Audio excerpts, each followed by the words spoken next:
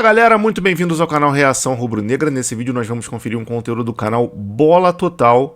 Inscrevam-se lá, canal Bola Total. O logotipo do cara é um B e um T dentro de uma bola amarela. E o título desse vídeo é o seguinte: como o Flamengo ficou tão rico e de onde vem o dinheiro? É um conteúdo aqui, um vídeo completão, parece, 15 minutinhos. Então vamos trocar de janela aqui e conferir essa brincadeira aí, ó. Aqui é o canal Bola Total. Me inscrevi lá. Então vamos lá. Like no vídeo, se inscreva no canal 321. Como o Flamengo tem tanto dinheiro? Com certeza, se você acompanha o futebol de perto, já ouviu esse questionamento em mesas redondas, redes sociais ou até mesmo de algum amigo no dia a dia. Atualmente, o Flamengo é um dos grandes exemplos de gestão financeira no futebol brasileiro. Desde 2019, o clube assumiu o posto de protagonista em disputa de títulos, está sempre chegando nas fases finais dos torneios e, em muitos momentos, acaba se sagrando como campeão. Hoje, o Flamengo tem condições de contratar jogadores por cifras milionárias, pagar altos salários e de... A propósito, desculpa, vou até voltar um pedaço pra gente não perder esse raciocínio do amigo aí do Bola Total. Esse vídeo foi feito há 3 meses atrás, então o treinador do Flamengo ainda era o Vitor Pereira, a gente ainda não tinha no nosso elenco aí o Luiz Araújo, e, enfim, várias situações aí ainda não tinham acontecido quando ele fez esse vídeo. Então agora vamos retomar. O Flamengo tem condições de contratar jogadores por cifras milionárias, pagar altos salários e de bancar todo esse investimento. O clube também, em alguns momentos, opta por contratar profissionais estrangeiros ou que tenham experiências nos grandes polos mundiais do futebol. Porém, essa nem sempre foi a realidade do clube. No começo dos anos 2010, a situação financeira do Flamengo era totalmente diferente. O clube atrasava salários. Por incrível que pareça, isso aqui era o ninho do urubu. Em 2010, a Olha isso, situação financeira do Flamengo era totalmente diferente. O clube atrasava salários e vários jogadores chegavam a ter que entrar na justiça para receber o que era devido. A realidade agora é outra. O Flamengo tem um dos melhores elencos da América. Os salários já não atrasam mais e o clube é reconhecido como exemplo de administração. Então, o que nos resta saber é como o Flamengo saiu de devedor à potência econômica, é o maior clube fora da Europa e de onde vem o dinheiro do Flamengo. É isso que eu vou te contar a seguir. Vamos ver. No começo dos anos 80, o Flamengo viveu seu grande momento no futebol. O clube conquistou títulos importantes, foi tricampeão brasileiro em 80, 82 e 83, conquistou a sua primeira Libertadores em 81 e nesse mesmo ano chegou ao seu primeiro título do Mundial de Clubes, vencendo o Liverpool por 3-0. O grande nome daquela geração, sem dúvidas, foi Zico, mas o time também contava com grandes jogadores como Júnior, Leandro, Andrade e Adílio. Nos anos seguintes, o Flamengo se manteve competitivo e conquistou mais alguns títulos relevantes. Em 1995, o clube montou um ataque dos sonhos de fazer inveja a qualquer adversário. Com o trio Sávio, Romário e Edmundo, o Flamengo esperava se tornar imbatível, mas na prática não foi isso que aconteceu. Romário havia sido campeão do mundo com a seleção brasileira em 94. Nesse mesmo ano, ele foi eleito o melhor do mundo e na época ele jogava pelo Barcelona. A contratação de Romário, sem dúvidas, causou um impacto. Para tirar o jogador do clube espanhol, o Flamengo teve que pagar 4,5 milhões de dólares, mais tributos, o que causou outro impacto, só que negativo, nas contas do clube. Edmundo, em entrevista recente, chegou a falar que na época o clube era uma verdadeira bagunça e quem estava à frente da administração rubro-negra não era para estar. Alguns anos depois, essa bagunça continuava. O clube não conseguia manter o elenco forte por não conseguir pagar os salários em dia. E em 2009, após não conseguir renovar com seu principal patrocinador, a crise se instalou de vez.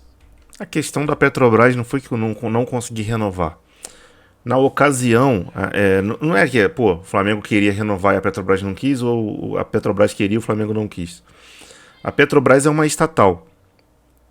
E o Flamengo tinha uma dívida absurda com diversos credores. Um desses próprios credores era o Estado, né? Eram dívidas fiscais, impostos, etc., que o Flamengo não pagava. E para você receber dinheiro de uma estatal, você precisa de um negócio chamado certidão negativa de débito. Se tiver alguém assistindo isso daí que entenda mais do que eu, bota aqui nos comentários explicando um pouco melhor. Mas basicamente, como o Flamengo tinha uma dívida absurda e não tinha certidão negativa de débito, o pagamento ficava retido. Então, no final da parceria Flamengo e Petrobras, a Petrobras ia efetuar o pagamento, só que não podia pagar, o Flamengo não podia receber o dinheiro. E isso aí acarretava numa bola de neve que ia assim, rolando e ficando cada vez maior, porque o clube não conseguia honrar os pagamentos dos salários dos jogadores, né? As dívidas mais urgentes, etc. O patrocínio, os valores eram bons, mas o Flamengo não conseguia receber. E isso foi piorando, até que realmente depois de 25 anos, o Flamengo, do meio dos anos 80 até 2000 e tal, era patrocinado pela Petrobras, e aí não tinha mais como ser patrocinado pela Petrobras por essa questão aí. E acabou que foi necessário, ali pelos idos de 2009, romper essa parceria. E aí o primeiro patrocinador que estampou, se eu não estou enganado, foi a Batavo, naquela camisa de 2010. Aliás, nem foi a Batavo, foi a Olímpicos que botou um patrocínio master na barriga ali, no peitoral. E é isso, aí naquela arrancada de 2009 ali, quando trocou a camisa, trocou o patrocínio também que estava na barriga ali. Até teve aquele posto Dali, aquele negócio de combustível também, que botou na camisa também do Flamengo um patrocínio lá diferenciado. E desde então vem trocando o patrocínio master do Flamengo de tempos em tempos, o que é mais vantajoso é colocado. Hoje a Petrobras já conseguiria patrocinar o Flamengo e pagar o valor, mas não sei se é do interesse das partes que isso aconteça. Em 2009, o então presidente Márcio Braga falou uma frase durante a coletiva de imprensa que ficaria Acabou o dinheiro. Por muito tempo.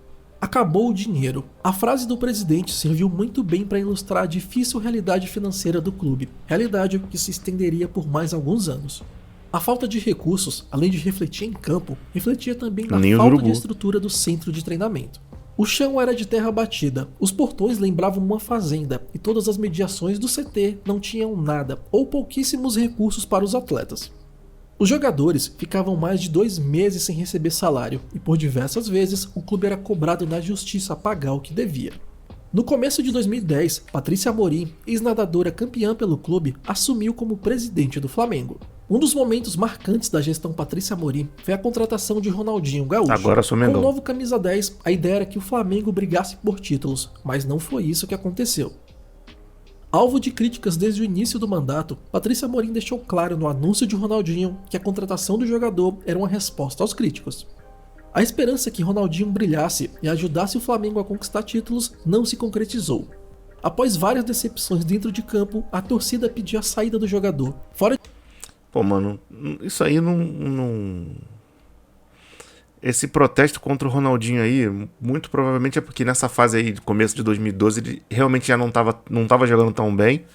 E tinha rolado, eu acho, aquela treta já de que o Assis invadiu a loja do Flamengo lá e queria levar camisas e não sei o que, porque o Flamengo devia o Ronaldinho e não sei o que. Toda essa treta aí, eu acho que esses protestos eram por causa disso. Mas em campo, mano, se você for olhar, os números do Ronaldinho com a camisa do Flamengo são um pouco maiores do que ele teve na camisa do Atlético. A diferença é que o elenco do Atlético era mais homogêneo e acabou sendo campeão, e com o Flamengo ele só ganhou o estadual. Mas dentro de campo o Ronaldinho até que rendeu. Esse é um lance que eu já até falei em outros vídeos aqui por causa do Arrascaeta. O Ronaldinho é um cara que tem a lesão no pubis. E ele sentia dores, ele foi arrastando a carreira dele até onde deu. E encerrou com 35. Por causa disso eu falei uma época atrás que se o Arrascaeta não recuperasse uma forma aceitável, eu venderia ele no final da temporada. Hoje ele voltou uma forma aceitável, vem jogando bem, então deixa o cara lá, quieto. Mas é pra ficar com um sinal amarelo olhando pra ele, porque ele tem uma lesão no pubis. Ronaldinho é a mesma coisa. E aí, cara, nessa época aí ele já tava meio realmente esquisito e tinha toda essa treta, salário atrasado, aí o pessoal tava desconfiando que ele tava fazendo corpo mole, né, enfim. Fora de campo, o clima também era pesado. O jogador recebia apenas 50% do salário combinado e, em muitas vezes, atrasado. O agente do jogador, Assis, que também é irmão de Ronaldinho, entrou na justiça pedindo o cancelamento de contrato por conta dos salários atrasados. A administração Patrícia Amorim foi marcada por fracassos dentro e fora de campo.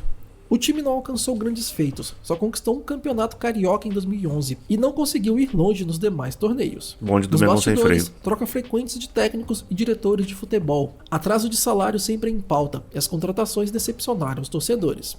No mercado, o clube estava totalmente descredibilizado e a dívida do Flamengo só aumentava. Vendo que a situação do Flamengo estava insustentável, em meados de 2012, um grupo de executivos de sucesso decidiu concorrer às eleições para, quem sabe, arrumar a casa. O grupo era composto por Luiz Eduardo Batista, na época presidente da Sky, Rodolfo Landim, do ramo petrolífero, e Eduardo Bandeira de Mello, executivo de carreira no BNDES. Na verdade, ele tá esquecendo do Flávio Godinho, daquele Tostes e do Valim, e o Bandeira não era parte do grupo. Ele foi chamado no final da campanha já, porque o Valim era inelegível naquele momento, para usar a palavra da moda aí, porque ele não tinha lá os negócios de sócio pelo tempo suficiente, etc. Por causa de, sei lá, ele, na época que o Flamengo perdeu o Bebeto pro Vasco, ele parou de pagar os títulos de sócio dele. E ele, naquele momento, por conta dessas situações, ele não podia se candidatar a presidente. Então, eles foram buscar um cara que tinha todo o tempo que precisava para poder ser candidato a presidente e que também era um cara idôneo, um profissional, um empresário disso, enfim, ele era do BNDES. Um executivo de sucesso que comprovadamente era um cara que era um sujeito bem sucedido, etc. E que era ali conhecido do Valim, essa coisa toda.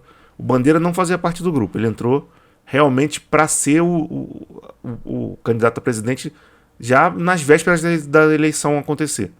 O grupo mesmo era o Valim, Landim, BAP, Tostes, Flávio Godinho. Tinha mais um ou dois, que eu não me recordo o nome agora.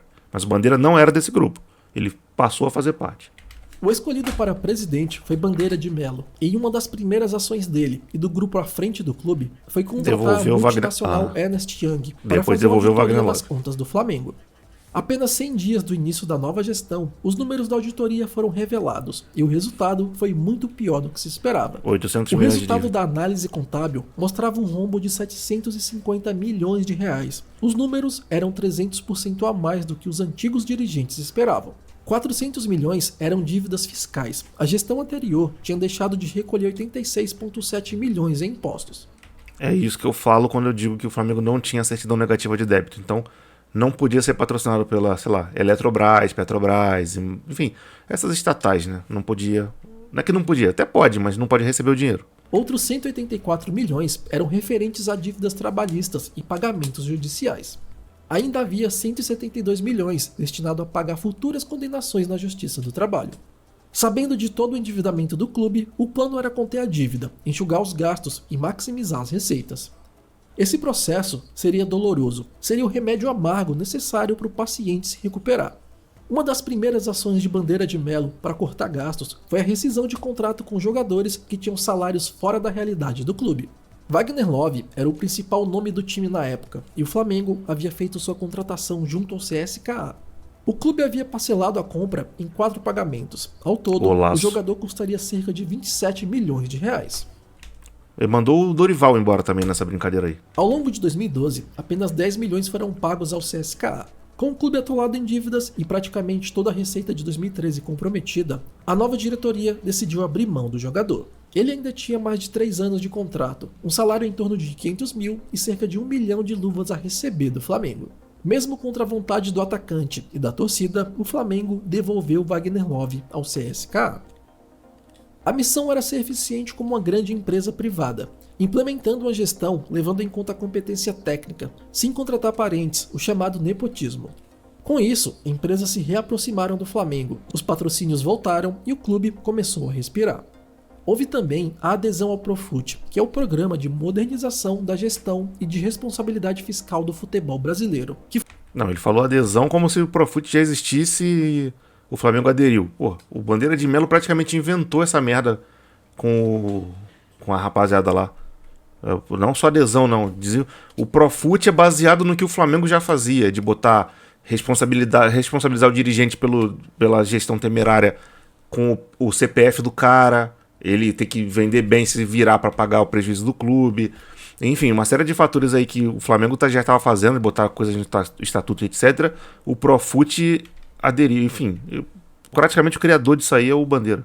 E foi fundamental no processo de alívio das contas do clube. Entre 2013 e 2014, a dívida foi reduzida para cerca de 660 milhões de reais. Em campo, o clube apostou em um elenco mais barato. O título da Copa do Brasil de 2013 ajudou a dar respaldo à diretoria para seguir no trabalho de reestruturação financeira. O balanço de 2013 mostrou uma receita de quase 260 milhões de reais, 61 milhões a mais do que 2012. O que contribuiu para o aumento da receita em 2013 foi a arrecadação com a torcida. O programa de sócios Nação Rubro-Negra foi lançado naquele ano. A arrecadação da torcida, que era de 25 milhões de reais em 2012, passou para 83 milhões na temporada seguinte. Pelo excelente trabalho fora de campo, Bandeira de Melo foi eleito para mais 3 anos à frente do clube. A promessa agora era fazer o futebol rubro-negro decolar. A grande contratação daquele ano foi o meia Diego, revelado no Santos e com uma longa passagem pela Europa. Em 2017, Everton Ribeiro chegou. Em 2018, Vitinho veio com uma grande esperança. Entre 2017 e 2018, o clube faturou 217 milhões com atletas. Vale lembrar que em 2017, o Flamengo acertou a venda de Vinícius Júnior para o Real Madrid por 45 milhões de euros. Bandeira de Melo explicou que o objetivo sempre foi ter um time forte, mas o clube só faria tal esforço para reforçar bem o time a partir do momento que houvesse condição para isso. Não haveria loucuras financeiras. Antes de rechear o elenco com mais craques, o clube investiu na estrutura do centro de treinamento. Em 2018, o Flamengo inaugurou o módulo profissional do CT do Ninho do Urubu, investimento de 23 milhões, e teve inspiração em clubes europeus. A área total é de 5 mil metros quadrados em 2 pavimentos. São 42 suítes, sendo 36 individuais e 6 duplas. O espaço ainda conta com salas de preparação física e 14 banheiras de hidroterapia. Enquanto o faturamento foi aumentando com o passar dos anos, o endividamento também foi caindo. Ao fim de 2018, a dívida passou para 455 milhões de reais. Dentro de campo, o resultado começava a aparecer. O time chegou à final da Copa do Brasil em 2017 e no Campeonato Brasileiro de 2018 ficou com o segundo lugar. Chegou na final da Copa do Brasil, mas o Muralha pulou todos os pênaltis para o mesmo lado. Osso. O desempenho tinha melhorado, mas ainda faltava um detalhe: ser campeão. Ao fim de 2018, novas eleições no clube e o eleito foi Rodolfo Landim. A promessa do novo presidente era tornar o time imbatível, conquistar títulos e dar alegrias à torcida. A gestão de Bandeira de Melo fez algo raro na história do futebol brasileiro. Ele deixou a presidência com um orçamento de 100 milhões separados para investimento em jogadores. A nova administração, com dinheiro em caixa, foi ao mercado com agressividade. No começo de 2019, o Flamengo comprou a Arrascaeta por 15 milhões de euros. Gabigol veio da Inter por empréstimo. Bruno Henrique e Rodrigo Caio também se juntaram ao elenco. No primeiro título em disputa no ano, o Flamengo conquistou o Campeonato Carioca. O time já tinha melhorado significativamente, mas o Flamengo queria mais qualidade em campo. Na janela de transferências do meio do ano, chegaram mais reforços. Gerson e o zagueiro espanhol Pablo Mari foram contratados. As laterais também subiram de nível. Felipe Luiz e Rafinha, com extensa passagem pela Europa, assumiram as posições. E para comandar todos esses craques, o escolhido foi o português Jorge Jesus. O Flamengo embalou, alegrou a torcida e encheu os olhos de quem viu aquele time jogar. Ao final da temporada de 2019, o Flamengo foi campeão da Libertadores, título que o time não conquistava há 38 anos. Faturou também o Campeonato Brasileiro daquele ano, com uma enorme vantagem para o segundo colocado e fazendo uma das melhores campanhas da história do Brasileirão. Os títulos se tornaram mais frequentes. Desde 2019, o clube chegou em 3 finais de Libertadores e foi campeão em 2 oportunidades. O elenco, que já era estrelado, ganhou mais reforços. Chegaram Pedro, Everton Cebolinha, o volante chileno Arturo Vidal e muitos outros. O sucesso esportivo andou em conjunto com o sucesso financeiro. No balanço financeiro de 2021, o Flamengo registrou uma receita de mais de 1 bilhão no período, um recorde para o time brasileiro. Impulsionado pelas premiações de títulos da Copa do Brasil e da Libertadores em 2022, a receita aumentou para 1,2 bilhão, 200 milhões acima do esperado. O plano de reestruturação financeira iniciado em 2013 com certeza deu resultados, refletindo não apenas no cenário nacional, mas também mundial. É o que os outros clubes têm que fazer, em vez de que a carreira se tornar SAF. Os outros clubes têm que fazer isso, cortar na carne e reestruturar, realmente se desfazendo do jogador caro, montando um elenco barato com gente barata, fazer campanha esquisita, mas ver a finança melhorar para no futuro poder comer a carne. Mas eles não querem fazer isso. Você vê aí, o Cruzeiro, o Ronaldo comprou o Cruzeiro acho que por 400 milhões. Mais ou menos o valor que o Atlético Paranaense vendeu o Vitor Roque, que saiu da base do Cruzeiro, pro Barcelona. Eu já falei várias vezes nesse canal aqui, eu acho, no Futeclips com certeza falei. Você não pode vender um clube centenário com uma história absurda no futebol brasileiro, tradição, títulos, pelo valor da multa rescisória de um jogador. Não pode vender. Não pode, pô. É simples, é isso. Imagina uma situação onde o Flamengo fatura 1,2 bilhão, resolve falar, faturei 1,2 bilhão, quer saber? Meu orçamento é absurdo mesmo de arrecadação. Eu vou fazer o seguinte, eu vou captar uma grana com alguns bancos, instituições financeiras, para poder fazer uma liquidez rápida aqui, com a compra rápida. Eu vou comprar a SAF do Vasco com essa grana. E vira dono, tá ligado? Vou comprar a SAF de um clube desses aí qualquer, que tá na Pindaíba. E aí começar a mandar pra lá os jogadores que acabam não funcionando no Flamengo. Tipo, Cebolinha não tá dando muito certo. Vai lá jogar lá no nosso outro clube. E montar o elenco pros dois, etc. Arrecadar 2 grana, 2 premiações. Pô, tu não pode, cara. Um clube centenário, cheio de título na história, não pode ser vendido pelo valor da multa de um cara. Não pode, pô. Aí, só por isso aí você já vê. Essa rapaziada não quer cortar na carne, acaba sofrendo aí, sendo comprado. Pô, imagina, a gente torcer pelo nosso Mengão e o nosso Flamengo tem um dono, que não somos nós, não é uma instituição associativa. O dono é um caboclo qualquer. Porra, pelo amor de Deus. Segundo o relatório da consultoria Brand Finance, o Flamengo é o único clube brasileiro a integrar a lista das 50 marcas mais valiosas do futebol mundial. Olha isso. O único clube fora da Europa a integrar a listagem, o Flamengo ocupa a 49ª posição no ranking, logo à frente da Fiorentina da Itália, que fecha a lista. O estudo da consultoria coloca o Flamengo com um valor de marca estimado em 96 milhões de euros, superando por pouco a equipe italiana, 95 milhões de euros. Em outro estudo, agora conduzido pela Deloitte, empresa líder em auditoria e assessoria financeira, colocou o Flamengo em uma lista com os clubes que mais faturaram em 2022. Entre os 20 principais clubes, 19 são do velho continente, ou seja, de fora do poderoso futebol europeu, apenas o Flamengo está no ranking. Nesse momento, em questão de arrecadação financeira e de valor de marca, podemos sim afirmar que o Flamengo é o maior clube fora da Europa. Mas, com certeza, você já deve ter se perguntado como o Flamengo consegue atingir esses números de receita, né? O último balanço publicado pelo clube, referente ao ano de 2021, mostrou que as principais fontes de receita foram com direitos de transmissão, venda de jogadores, marketing e comercial. Aí a galera vai falar, que o Flamengo é o filho da Globo. O dinheiro do Flamengo vem da Globo. Ah lá, direito de transmissão. Pô, mas esse direito de transmissão é pago pela Amazon, pela Globo e o Premiere, né, Sport TV, etc. Quando a competição passa. É pago por vários canais. A Paramount, quando passa a Libertadores, o Flamengo recebe. São vários canais hoje em dia. Todo lugar onde passa o jogo do Flamengo ou de qualquer outro clube, paga ao clube para poder transmitir. Então não é só a Globo, não. Mas o campeonato X passa na Band. Então não é a Globo que paga, é a Band que paga. É isso. O clube arrecadou 247 milhões na soma de patrocínios, publicidade e licenciamentos. O faturamento ainda é reforçado pela transferência de jogadores, com 222 milhões líquidos. Mas esse daí a gente não pode contar, né? Porque eventualmente num ano vende, no outro ano não vende muito bem, etc. Então esse aí esse número de 222 pode variar muito, pode ser maior como pode ser menor. A principal fonte de receita do clube nesse período foi com a venda de direitos de transmissão, que representou uma receita de 450 milhões de reais.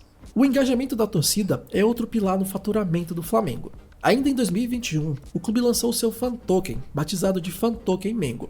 Os Fan Tokens são moedas digitais que os torcedores podem trocar por uma série de produtos, participar mais ativamente na vida do clube, ter acesso a conteúdos exclusivos, além de muitas outras possibilidades.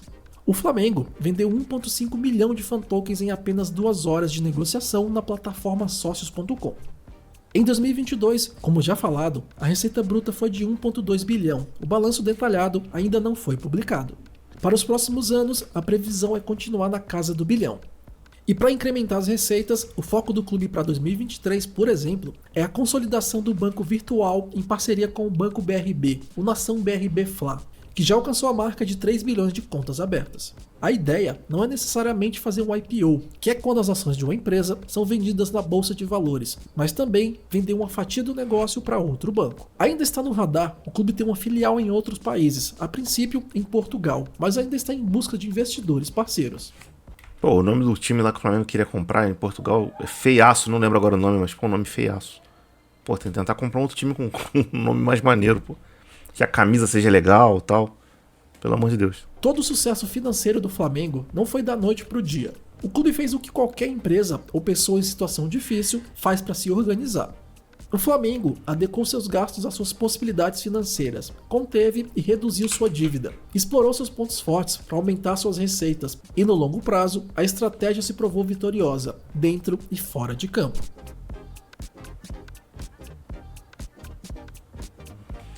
Pô, cara, é vídeo maneiro, hein? Maneiro o trabalho, parabéns aí o canal Bola Total por esse vídeo aí. Deixa eu ver aqui o... Pô, maneiro. Legal demais aí, realmente parabéns ao canal. O conteúdo de qualidade, muito bem pesquisado, muito bem pesquisado. Bota aí nos comentários você aí o que você acha dessa reestruturação do Flamengo, né, ao longo desse ano. Eu tenho o maior orgulho disso, eu acho que... Pô, a gente não tem nem o que falar a respeito dessa parada, cara. Foi realmente isso daí. Se não fosse isso, o Flamengo naquelas épocas ali já teria acabado, porque a gente... Porra, o Flamengo era o fundo do poço, pô. Era falidaço mesmo, e aí reestruturou, acabou, viramos potência, é isso aí. Maneiro esse vídeo, deixa aí nos comentários o que você achou. Se inscreva no canal se não tiver inscrito, acione o sininho da notificação, deixa um like nesse vídeo. Estão passando na tela outros 2 vídeos aqui para você assistir. Se você gostar do conteúdo, curtir aí, ver o título se te interessa, continue maratonando os conteúdos aqui do canal. E é isso aí, eu vou ficando por aqui. Grande abraço para todo mundo, fique todo mundo na paz e fui.